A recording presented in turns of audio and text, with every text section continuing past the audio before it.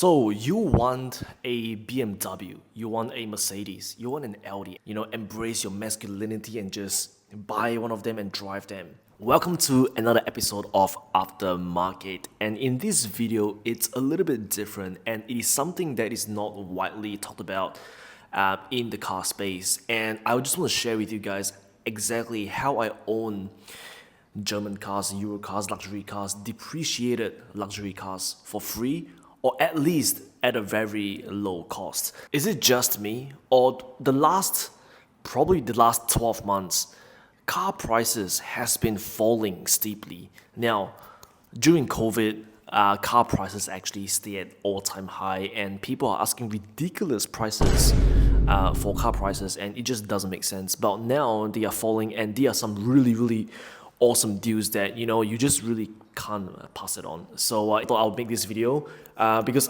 a lot of people has been asking me, now, how do you own all of these cars?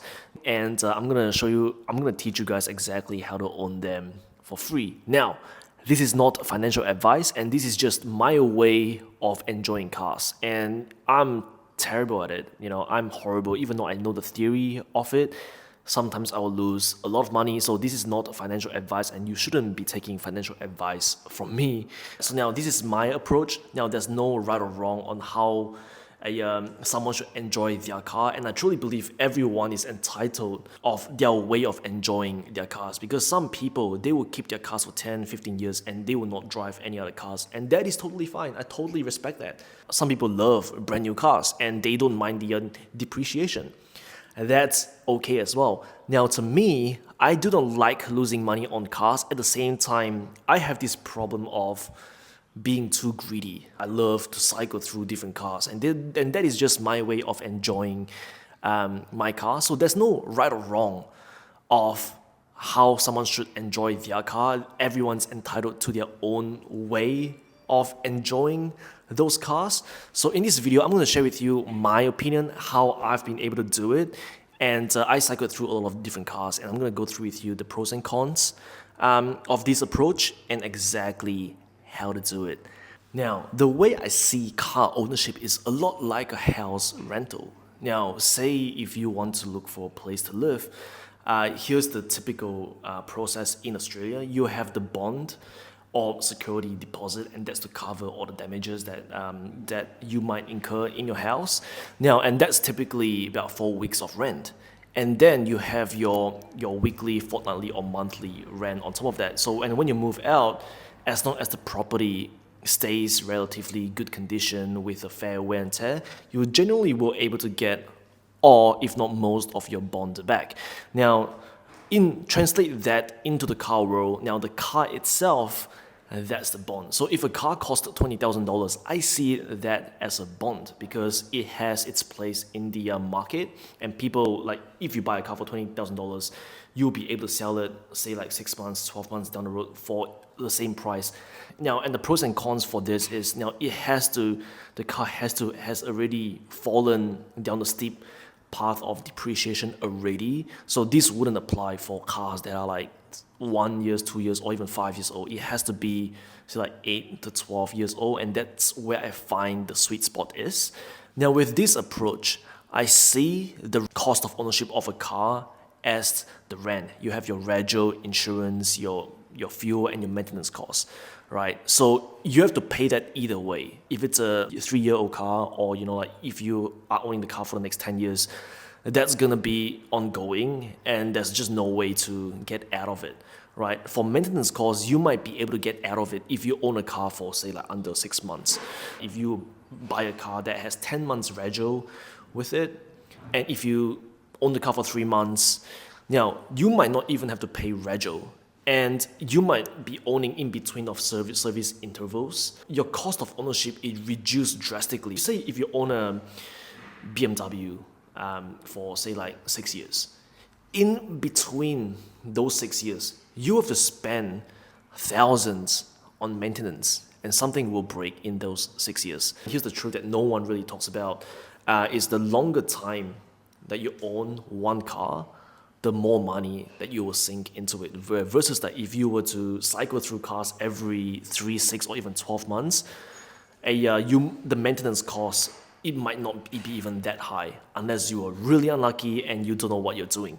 And that's basically how I'm able to have cycled through all these different cars. So now that you have a general idea of how this works, I'll just give you a couple of real life examples.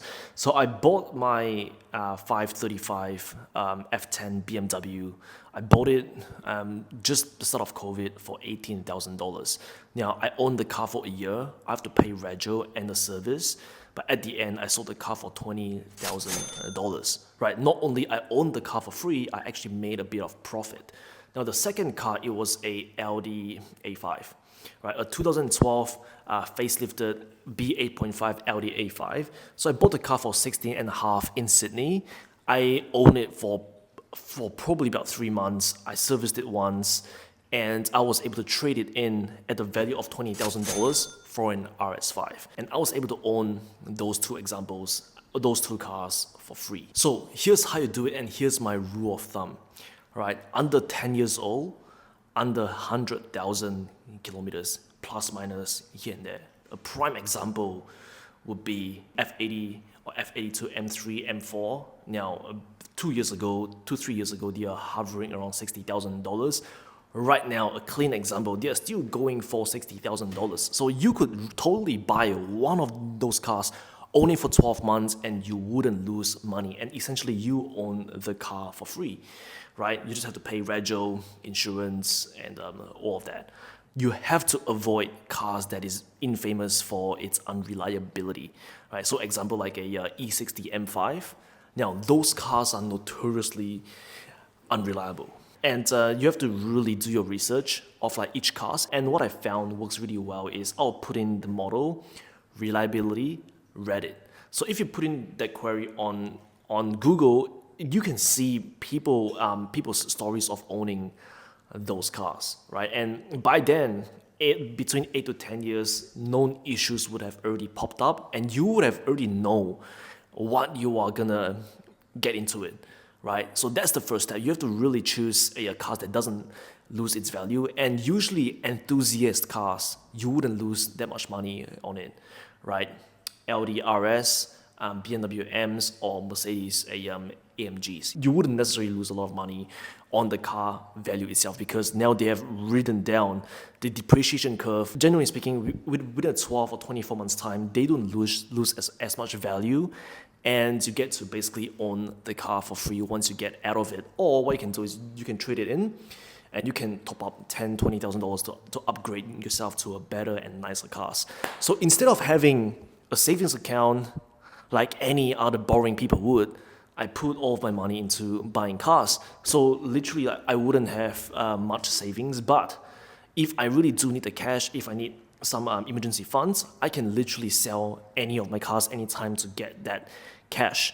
So this is just my way of living, and it has been working. So now, before buying a car, do your research, right? If you're in America, you have Carfax. Here in Australia, PPSR, service history, and please, for the love of God, get a PPI, a pre-purchase inspection.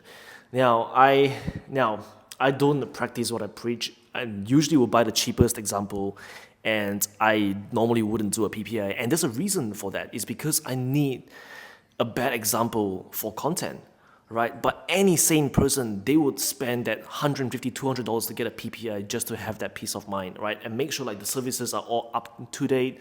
PPSR would tell you any finance owing on it, any stolen history, or even crash history. So be sure to do PPSR. It's only $2 on the Australian government's website, and make sure that you do your research into a car before getting it, and don't get burned, because I have burned a couple of times by not doing those checks. And I've shared some on my YouTube channel. You can go and check it out, and there are more to come. So there it is, and here's how you actually own cars for free, or at least at a very cheap price. So if a car value dropped a little bit, at least like you are not losing out tens of thousands of dollars if you're buying a brand new car. So go out there and buy and drive the car you love, right? Right. If you haven't followed me on Instagram already, do follow me on Instagram.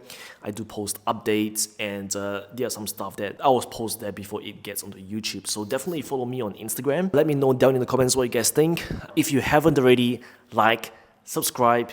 You know the drill, right? I'm trying to grow this channel, and I really thank you so much from the bottom of my heart, you guys watching my videos, and I will see you guys next time.